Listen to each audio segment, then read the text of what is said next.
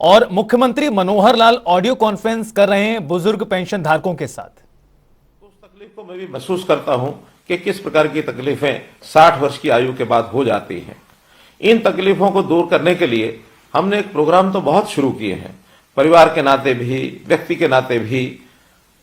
साथ ही एक बात जो हमको सबको स्मरण है कि कुछ वर्ष पहले हरियाणा के अंदर ऐसे परिवारों के लिए, ऐसे व्यक्तियों के लिए जिनकी आयु 60 वर्ष से ऊपर हो जाती है, उनको एक सम्मान निधि के नाते भी योजना शुरू की थी। और वो योजना शायद 100 रुपए के आसपास से शुरू हुई थी। समय बढ़ते बढ़ते उसमें बढ़ोतरी हुई और मुझे ध्यान है कि जब 2014 में हम लोगों ने सरकार संभाली तो उस समय ये पेंशन 1000 रुपये मासिक थी। हमें लगा कि इसमें बहुत कमी है, इसको बढ़ाना चाहिए। लगातार हर वर्ष 200 रुपये, 250 रुपये, 200 रुपये इस नाते से बढ़ाते बढ़ाते और अभी 1 अप्रैल अगला जो 2023 का महीना शुरू होने वाला है, उस समय ये हमारी जो पेंशन है, जो सम्मान निधि है, ये 2750 रुपये हो जाएगी। कहाँ 1000 रुपया, कहाँ 2750 रुपया। अब इस नाते से हम अपने प्रदेश के लगभग 18.5 लाख बुजुर्गों को ये हर महीने राशि पहुंचाते हैं। 460 करोड़ रुपए से ऊपर ये राशि हर महीने पहुंचती है। जब ये क्रम चलता हुआ हमने वर्षों तक देखा, एक बात और ध्यान में आई कि ऐसे सब बुजुर्गों को अपनी जब 60 वर्ष होने के बाद नई पेंशन बनानी पड़ती है तो उनको दफ्तरों के चक्कर काटने पड़ते हैं, दरखास्त लेकर के अपनी दस्तावेजों की फाइल बनानी पड़ती है और फिर धक्के खा खा करके भी उनकी महीनों वर्षों तक पेंशन ही नहीं बनती है। कभी उनका सिफारिशी कोई नहीं मिलता उनको। बहुत से लोग बीच में एजेंट खड़े हो जाते हैं। उस नाते से एक तकलीफ है, एक धक्के जो खाने पड़ते थे, ये एहसास जब हमको हुआ तो हमें लगा कि ये बहुत ही एक अन्यायपूर्ण एक व्यवस्था है, इसको बदलना चाहिए। हमने इसमें बदल करके जब परिवार पहचान पत्र बनाया और हर परिवार का डाटा ये हमारे पास आ गया, तो उस परिवार के डाटा के अंतर्गत हमको पता लगा कि कितने ऐसे व्यक्ति हैं जो कब 60 वर्ष के होने वाले हैं, आयु के हिसाब से उसकी जानकारी हमें तुरंत मिलने लग गई। अब 2 ही कंडीशन है किसी भी बुजुर्ग की वो पेंशन शुरू हो, या तो व्यक्ति 60 वर्ष का हो गया है और या फिर जो 60 वर्ष का हुआ है वो दोनों पति पत्नी की आय ये 2 लाख रुपए से कम होनी चाहिए। जब ये 2 लाख रुपए की बात आई तभी भी ध्यान में आया कि यार 2 लाख रुपए कम नहीं है, हमें लगा 2 लाख रुपया ये कम है। तो इस अगले महीने से हमने इस आय को भी बढ़ा करके 2 से 3 लाख रुपया कर दिया है और इस 3 लाख के करने के बाद बहुत से लोग इसमें नए और जुड़ गए हैं। तब ये भी व्यवस्था बनाई कि जिस महीने में 60 वर्ष का व्यक्ति हो जाए उसको तुरंत अगले महीने से अपने आप पेंशन शुरू हो जाए। मात्र एक कागज पर आपको साइन करना होगा। कोई भी सरकारी कर्मचारी आपके यहाँ आपकी सहमति लेगा, क्योंकि सहमति लेनी भी आवश्यक है। बहुत लोगों ने ऐसे भी जो हमको मिले हैं जिन्होंने कहा था शुरू में जब व्यवस्था शुरू हुई कि हमको तो पेंशन की जरूरत नहीं है, इसलिए हम कहेंगे तो ही तो पेंशन देनी होगी। इस नाते से हमको ये भी लगा कि ऐसे बहुत से लोग हैं जो शायद ऐसे अवस्था के बाद भी उनको लगता है कि इस पेंशन का सरकार के ऊपर बोझ न डाला जाए, तो अपनी असहमति भी प्रकट करते हैं। उसी में से व्यवस्था निकली कि एक बार 60 वर्ष का होते ही एक सहमति पत्र पर हस्ताक्षर जरूर लेने चाहिए। तो हमने लेने शुरू किए हैं। 1 ही महीने के अंदर अंदर वो सहमति पत्र के साइन भी हम कराते हैं और उसके बाद उन लोगों से जो सहमति पत्र देते हैं अपने आप ही और ये जो पेंशन है ये जाना शुरू हो जाता है। हमने लगभग 6 महीने पहले इस व्यवस्था को शुरू किया था और इन 6 महीनों में 16,500 लोगों को और ऑटोमेटिकली अपने आप पेंशन मिली। तो ऐसे जो 16,500 लोग हैं, आज मैं उन सब 16,500 लोगों से उनके साथ टेलीफोन का संपर्क करके और ये बातचीत कर रहा हूं। निश्चित रूप से आपके मैं अनुभव भी बाद में सुनना चाहूंगा कि इस ऑटोमेटिक पेंशन बनने में कहीं आपको कोई कठिनाई तो नहीं आई है। मेरा पूरा विश्वास है कि ये कठिनाई नहीं आई होगी। अगर कोई आई भी होगी तो इसको हम तुरंत जो है दुरुस्त भी करेंगे, ठीक भी करेंगे। अब ये तो ऑटोमेटिक पेंशन बनने की बात है, लेकिन हम लोगों ने इस पेंशन को जो पहले से बनी हुई है उसमें भी लगभग 18.5 लाख परिवार जो मैंने बताए हैं उनको हम ये पेंशन दे रहे हैं। और इस पेंशन के माध्यम से मुझे ये भी ध्यान है कि आखिर तो हम परिवार वाले लोग हैं, हमारे बेटे बेटियां पोते पोतियां हमारे सब परिवार के लोग, कभी कभी उनको हमें उनको सहयोग करना पड़ता है, उनको मान सम्मान करना पड़ता है, उनको कोई कहीं ना कहीं दान दक्षिणा देने की भी हमारी मन की इच्छा होती है, तब भी हम देते हैं। तो एक सुविधा ये हरियाणा के लोगों को जो मिल रही है, लगभग 2750 रुपए की जो अब योजना अप्रैल से बनी है, ये भी एक दावे के साथ मैं कह सकता हूं कि इतनी राशि केवल हरियाणा प्रदेश ही है जो ये 2750 रुपया और ये दे रहा है, और किसी प्रदेश में इस प्रकार की व्यवस्था ये ऐसी नहीं है। तो मित्रों, भाइयों बहनों, मैं तो आपको आज यही कहूंगा कि हम लोग जो ये एक लाभ सरकार से ले रहे हैं, तो इस लाभ के बदले में हम लोगों को, क्योंकि हमारी आयु भी 60 वर्ष ही हुई है, तो 60 वर्ष होने के बाद आखिर व्यक्ति का शरीर स्वस्थ रहता है, काम करने योग्य रहता है, तो हमें अपने इस आयु के पड़ाव में आकर के अपने काम के साथ साथ सामाजिक कामों में भी जाना चाहिए। ऐसे जितने भी हमारे रिटायर्ड लोग हैं, जितने ऐसे बुजुर्ग हैं या नौजवान भी हैं जो अपने आप एक स्वयंसेवक के नाते, एक वॉलंटियर के नाते काम कर सकते हैं, उनका भी एक पोर्टल बनाया है। उनको हम रजिस्ट्रेशन कराते हैं, और रजिस्ट्रेशन कराने के लिए अगर अपना मन माने कि हमको आखिर कोई ना कोई समाज का काम करना चाहिए, क्योंकि जैसे मैंने कहा, ये समाज है, ये हमारा परिवार है, एक छोटा परिवार जिसके अंदर हम पैदा हुए, हमारे आगे परिवार के सदस्य, बेटे बेटियां, बहन भाई, हमारे जो दोते दोतियां, पोते पोतियां, और हमारी बहुएं, हमारे दामाद, एक परिवार। दूसरा परिवार ये सारा समाज, ये भी एक परिवार है। वसुधैव कुटुंबकम, ये बात हमारे ऋषि मुनियों ने भी हमेशा कही है कि अपना जो मन है ये बड़ा करना चाहिए। ऐसा कहते हैं, अयम निजा प्रोवेति, यानी ये मेरा है, ये तेरा है। गणना लघु चेतसाम, ये छोटे दिल के लोग करते हैं। उदार चरिता नाम तो, बड़े हृदय के लोग वही होते हैं। वसुधैव कुटुंबकम, जो पूरे विश्व को, पूरे संसार को अपना परिवार मानते हैं। आखिर अपनी सोच हमको बड़ी करनी चाहिए, और अभी तक हमने शायद अपने परिवार पालन पोषण में ही सारा समय लगाया होगा, लेकिन एक आयु के पड़ाव के बाद, जैसे हमारी प्राचीन परंपरा होती थी वानप्रस्थ आश्रम की, तो इस वानप्रस्थी आश्रम के अंदर जाकर के हमको समाज की भी चिंता करनी चाहिए, क्योंकि कभी भी कोई एक अकेला व्यक्ति या एक अकेला परिवार ये अपने आप में पूर्ण इकाई नहीं हो सकते, अपने आप में सारा काम अपने आप नहीं कर सकते। हमको प्राय सभी काम करने के लिए समाज की भी आवश्यकता होती है। यदि सारे समाज की हम चिंता करेंगे तो समाज हमारी भी चिंता करेगा। तो इसलिए वॉलंटियर बनने के लिए हमने जो पोर्टल बनाया है, उस पोर्टल के बारे में मैं बताता हूं। उसका नाम है samarpan.gov.in, अंग्रेजी का ये शब्द है। आपको अगर न ध्यान में आए तो आप निश्चित रूप से आपके गांव में जो भी कोई कंप्यूटर के नाते से जो कोई वहां साझा सेवा केंद्र है, अथवा जिसको CSC कहते हैं या अटल सेवा केंद्र कहते हैं, या कोई भी कंप्यूटर जानने वाला व्यक्ति, उसको हम बता सकते हैं कि मैं भी अपना नाम वॉलंटियर इस नाते से उसमें जुड़वाना चाहता हूं। तो इस नाते से हम और वॉलंटियर बन सकते हैं। हमने इस प्रकार की सेवाएं बहुत, जो खास करके बुजुर्गों के लिए तो शुरू की हैं, समाज के हर वर्ग के लिए हम परिवार पहचान पत्र के माध्यम से उनकी योग्यता के, उनकी क्षमता के हिसाब से, उनकी स्थिति के हिसाब से, खास करके आर्थिक स्थिति के हिसाब से बहुत सी योजनाएं हमने शुरू की हैं। हमने इस परिवार पहचान पत्र के अंदर जितने भी नागरिक हैं, अर्थात 2,87,00,000, इनको 6 भागों में बांटा है। 0 से 6 वर्ष तक जब बच्चे होते हैं, बहुत छोटे बच्चे, आखिर उनकी भी संभाल करनी होती है। हमने महिला एवं बाल कल्याण विभाग के नाते से उनको ये जिम्मा सौंपा है। हमारी आंगनवाड़ी वर्कर्स, हमारी आशा वर्कर्स, हमारे जो क्रच हैं, हमारे जो स्कूल हैं, जहां जहां ये बच्चे पढ़ सकते हैं, और जो हमारा इनके स्वास्थ्य को ठीक रखने के लिए, या इनको कोई आगे बीमारी न लगे उसके लिए टीकाकरण करने के लिए ये विभाग उनका काम करता है। ऐसे ही 6 वर्ष से लेकर के और 16-18 वर्ष तक ये जो एक हमारे बालक परिवारों के, इनको स्कूल शिक्षा का जो विभाग है वो इनकी चिंता करता है। ये सब बालक पढ़ने के लिए जाएं। कोई बच्चा ऐसा तो नहीं है जो किसी स्कूल में पढ़ नहीं रहा है, घर में ही रहता है, या उसको कोई स्वभाव के नाते से कोई कहीं गलत आदत तो नहीं लग गई है। तो हर बच्चे की संभाल करना ये इस विभाग के जिम्मे रहेगा। 18 से लेकर के 25 वर्ष तक हमारा जो उच्चतर शिक्षा विभाग है, जो उच्चतर शिक्षा में चाहे हमारी यूनिवर्सिटीज हैं, चाहे हमारे कॉलेजेस हैं, ये जो विभाग इन 18 से 25 वर्ष वालों की चिंता करेगा। या तो पढ़ाई करेंगे या फिर अपने हुनर को विकसित करने के लिए स्किलिंग डेवलपमेंट के नाते से ये उनकी चिंता करेंगे। कुछ लोग जो रोजगार करना चाहते हैं उनको रोजगार दिलाने की व्यवस्था करेंगे। तो ऐसे सब युवा, ये युवा अवस्था ऐसी होती है, इस समय संभालना बहुत जरूरी होता है, दिशा देना बहुत जरूरी होता है। तो हमारे युवक एक ठीक दिशा में काम करें, इनके लिए वो काम हम देते हैं उनको।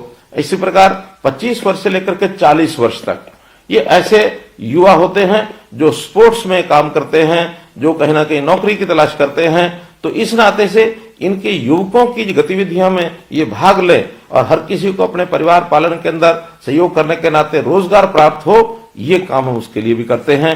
ये भी हमारा जो यूथ अफेयर जो डिपार्टमेंट है, ये जो और स्पोर्ट्स डिपार्टमेंट है, वो लोग इनका पूरा ध्यान रखेंगे।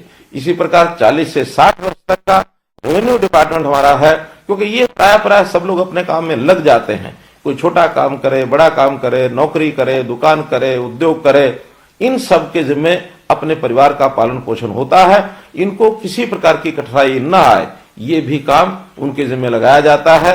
तो सब लोग इस नाते से और व्यस्त रहें, सबको एक प्रकार से परिवार पालन के अंदर पूरा अवसर मिले। तो इस प्रकार 60 साल तक और 60 साल से ऊपर की आयु के वर्ग के लोग, जिसमें हम शामिल हुए हैं, ऐसे सब लोगों के लिए जो हमारा सेवा विभाग है, सेवा विभाग के जिम्मे ये लगाया है कि 60 वर्ष से लेकर और जितने वर्ष तक की आयु प्रभु ने हमको दी है, उस वर्ष तक सबकी संभाल ये सब करें। विशेष तौर पर इन सब वर्गों के लिए स्वास्थ्य का विषय ऐसा है जो हर किसी के ऊपर लागू होता है कि स्वास्थ्य ठीक रहे, व्यक्ति स्वस्थ रहे, तंदुरुस्त रहे, और अगर कहीं अस्वस्थ होता है, बीमार होता है, तो उसका इलाज ठीक हो जाए। इलाज ठीक करने के नाते हमारे देश के प्रधानमंत्री विशेष तौर पर बहुत चिंतित है। गरीब परिवारों के लिए उनकी चिंता है कि कहीं ऐसा ना हो कोई गरीब परिवार किसी के इलाज कराने में इतना खर्च कर बैठे कि परिवार जो है वो कहीं उसकी कमर न टूट जाए, क्योंकि गरीब परिवारों को लाखों रुपए का इलाज का खर्च देना ये संभव नहीं है।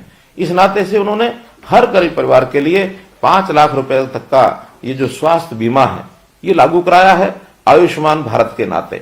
जब हमें ध्यान में आया कि केंद्र की स्कीम में तो हरियाणा के 15.5 लाख परिवार कवर हो रहे हैं, हमने उसमें अपनी एक योजना बनाई, चिरायु योजना, ताकि 1,80,000 रुपए तक की आय के जो परिवार हैं उन सबको इसका लाभ मिले। और इसमें 29 लाख से भी ज्यादा परिवार इसमें कवर हो रहे हैं। अब हमको ध्यान में आया आखिर 1,80 भी बहुत आय ऐसी है जिसमें शायद इससे ऊपर के लोगों को भी कठिनाई आएगी। तो इस वर्ष के बजट में हमने इस आय को बढ़ा करके 3 लाख रुपया प्रति परिवार ये आय रख करके और थोड़े से पैसे लेकर, थोड़े पैसे यानी 125 रुपया महीना अर्थात 1500 रुपया साल, इतना पैसा लेकर के भी उनकी जो स्वास्थ्य बीमा योजना उनको भी इसको ऑफर किया है ताकि वो इसको ले सके और परिवार के इस खर्च को बचा सके। अब ऐसे ही हमारे जो बुजुर्गों की स्थिति है, बुजुर्गों में एक वर्ग ऐसा है मित्रों जिनकी आयु 80 वर्ष से भी ऊपर हो गई है। तो इस 80 वर्ष से ऊपर के आयु के जो लोग हैं उनकी विशेष चिंता हमको करनी होती है। तो हमने अपने जितने भी वॉलंटियर्स हैं इनके जिम्मे ये लगाया है। वॉलंटियर्स वो जनता में से भी आते हैं और हमारे सरकारी कर्मचारी वो भी वॉलंटियर्स बन सकते हैं। हजारों की संख्या में ऐसे सरकारी कर्मचारी वॉलंटियर बने हैं। बल्कि मैं अपील करता हूं कि आप भी उनको ये कहें, जो हमारे सरकारी कर्मचारी आपके परिवारों के लोग हैं, उनको कहें कि वॉलंटियर बनकर के ऐसे बुजुर्ग जिनकी आयु 80 साल से ऊपर हो गई है, इनकी देखभाल करने के लिए कम से कम और कुछ ना करें, महीने में एक बार जाकर उनका हालचाल पूछें। कोई अस्वस्थ है, कहीं किसी की परिवार के अंदर स्थिति ऐसी तो नहीं है कि परिवार में कोई देखभाल नहीं करता है, कोई अकेला तो नहीं रहता है, उसके कुशल क्षेम, उसकी बीमारी, उसका खान पान, उसको आवश्यकताएं जितनी होती हैं उसकी पूरी हो रही हैं कि नहीं हो रही हैं। क्योंकि ये भी लगभग 2.25 लाख परिवार ऐसे हैं, लोग ऐसे हैं जो 80 वर्ष से ऊपर हैं। तो इन 2.25 लाख लोगों की भी चिंता हमको करनी चाहिए। ये हमारे बुजुर्ग हैं और बुजुर्ग हमारे माता पिता के बराबर होते हैं। तो हम अपने माता पिता के बराबर बुजुर्ग 80 साल, 90 साल, 100 साल से भी ऊपर की आयु के लोग लगभग 3,500 लोग आज ऐसे हैं जिनकी आयु 100 वर्ष से भी ऊपर है। तो एक बहुत बड़ा ऐसा वर्ग है जिन्होंने सारा जीवन चाहे अपने परिवार को पालते हुए भी जो सेवा की है समाज की, एक बहुत बड़ी सेवा है। तो हम आज उन बुजुर्गों को जरूर देखभाल करें। सरकार ने एक योजना बनाई है ऐसे बुजुर्ग जो अकेले रहते हैं, क्योंकि ये भी एक बड़ी संख्या है जो आज ध्यान में आता है कि 80 साल से ऊपर की उम्र है और अकेले रहते हैं, ये संख्या भी कम नहीं है। ये संख्या लगभग जो मेरी जानकारी है, ये लगभग 28,000 लोग ऐसे हैं जो अकेले रहते हैं और जिनकी आय वो लगभग 1,80,000 रुपए तक है। तो इनकी भी चिंता हमको सबको करनी है। तो ऐसे परिवारों को जो अकेले अकेले हैं, उनका बहुत मुश्किल है उनको अपने जीवन यापन करना, उनको परिवार की सहायता नहीं मिल रही है, या कई बार पारिवारिक छोटे मोटे विवाद होते हैं, उसके कारण से माता पिता को कई बार बच्चे भी दूर कर देते हैं, जो एक बहुत अच्छी बात नहीं है। बहुत इसको हमको संभालने की आवश्यकता है कि जिस परिवार को पाला पोसा बुजुर्ग ने, वो बच्चे उन परिवारों बुजुर्गों की जरूर उसकी देखभाल रखें, उनकी चिंता करें।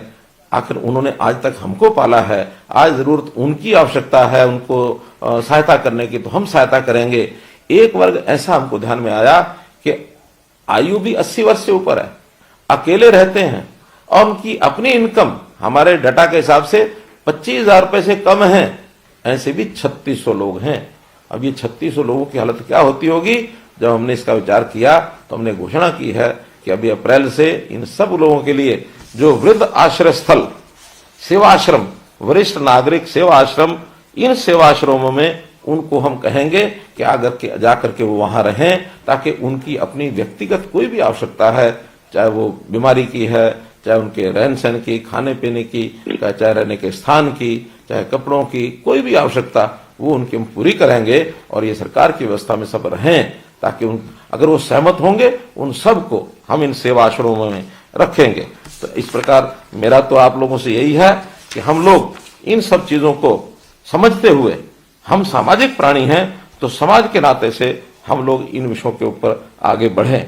एक विषय जरूर मैं ध्यान कराना चाहूंगा कि बहुत लोग ऐसे भी हैं, छोटे मोटे लालच के कारण से कई बार तो वो परिवार के अंदर रहते हैं, फिर भी उनको लगता है शायद अलग फैमिली, अलग परिवार, इसका रजिस्ट्रेशन कराएंगे तो कोई लाभ हो सकता है, और उस छोटे लाभ के कारण से वो अपना रजिस्ट्रेशन अलग से करा लेते हैं।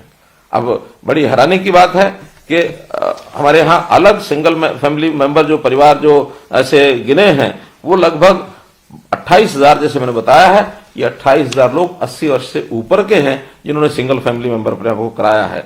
और जो सब मेंबर्स को लगा लिया जाए, यानी सिंगल मेंबर फैमिली आयु का ध्यान न रखें, तो ये लगभग 2.5 लाख से भी ऊपर हैं।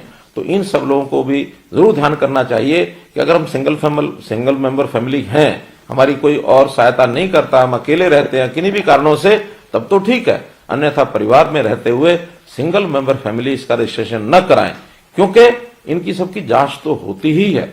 आखिर कोई भी काम बिना जांच के वो आगे बढ़ने वाला नहीं है, इसलिए उस जांच करके ही हम चीजों को आगे बढ़ाएंगे। और कहीं ऐसा ना हो कि आज अपने आप को आपने सिंगल मेंबर फैमिली रजिस्टर कराया है और कल को जांच में बात सत्य न पाई जाए, हमारा मेंबरशिप परिवार की वो समाप्त होकर के हमको वापस उसी मेंबर में जाना पड़े। ये कोई अच्छी बात नहीं है। आज ही हम लोग अपने आप को संभाल करके जो तथ्य हैं, जो उचित बातें हैं, उनको अगर हम दर्ज करेंगे, तो मैं आपको विश्वास दिलाता हूं कि कोई गरीब परिवार है, उसकी हर प्रकार की चिंता, राशन कार्ड के नाते से ऑटोमेटिक राशन बनते हैं, राशन कार्ड बनते हैं, अब उसके लिए कहीं जाना नहीं पड़ता है। इसी प्रकार अगर किसी परिवार के सिर पर छत नहीं है, प्रधानमंत्री आवास योजना के अंतर्गत उनको मकान मिलता है। कोई व्यक्ति बीमार होता है तो उसको आयुष्मान के नाते या चिरायु योजना के नाते 5 लाख रुपए तक उसकी बीमा की भी चिंता हम करते हैं। उनके बच्चों की पढ़ाई की भी हम चिंता करते हैं। और तो और कोई व्यक्ति आगे चल करके भी बीमार न हो, उनकी स्वास्थ्य की जांच करने के लिए भी हमने एक योजना बनाई है, निरोगी योजना। अर्थात इसमें भी हर वर्ष या 2 वर्ष में कम से कम हर बार एक व्यक्ति का एक बार उसका स्वास्थ्य जांच जरूर हो, इसके लिए भी निरोगी योजना बनाई गई है। हमारे जितने भी CHCs हैं, PHCs हैं, हॉस्पिटल्स हैं, और अब तो हम इस काम में प्राइवेट जो अस्पताल हैं उनकी व्यवस्था भी कर रहे हैं। ESI अस्पताल, उनकी व्यवस्था को भी इसमें जोड़ा गया है, ताकि हर व्यक्ति का 25 तरह के जो टेस्ट हैं 2 साल में एक बार उसका जरूर हो जाए। अगर कोई छोटी बड़ी बीमारी आगे चल करके वो भयंकर रूप ले, इससे पहले ही संभल जाए, और संभल करके उसकी छोटे मोटे की इलाज की जो बातें हैं उसको हम और अभी से कर पाए, व्यक्ति बीमार न हो। इसके लिए भी हमने जो है आयुष विभाग को सक्रिय किया है, ताकि हमारा रहन सहन, खान पान, हमारा शारीरिक व्यायाम, खेलकूद, इसकी ओर भी हमारे लोग जो हैं वो आगे बढ़ें, ताकि आखिर तो बीमार ही क्यों हो, बीमार न हो इसके बहुत लाभ हैं। बीमार होने के बाद इलाज तो कराने के लिए खर्च होगा ही होगा, हमारा समय बर्बाद होगा, हम काम करने से भी गए। मानो अगर 1 महीना इलाज के लिए हमको लगाना पड़ता है तो 1 महीना आखिर काम का जो नुकसान है, हमारा अपना भी नुकसान है, परिवार का भी है, देश का भी है। इसलिए स्वस्थ रहें, अस्वस्थ न हो, इस पर भी हम पूरी योजनाएं बना रहे हैं।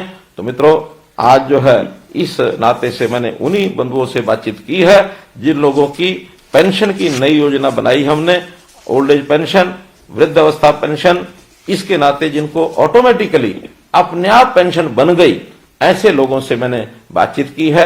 आपने मेरी बातचीत को बहुत ही ध्यानपूर्वक सुना है, आपका बहुत बहुत धन्यवाद करता हूं। बहुत बहुत धन्यवाद।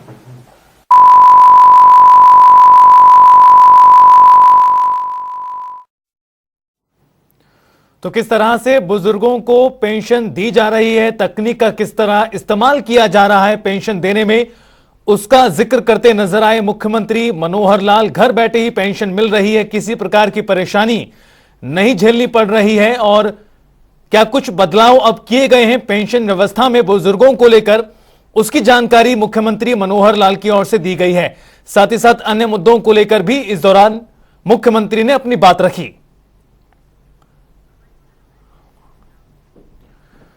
और चलिए रुकेंगे यहां पर एक छोटे से ब्रेक के लिए। आप देखते रहिए जनता टीवी।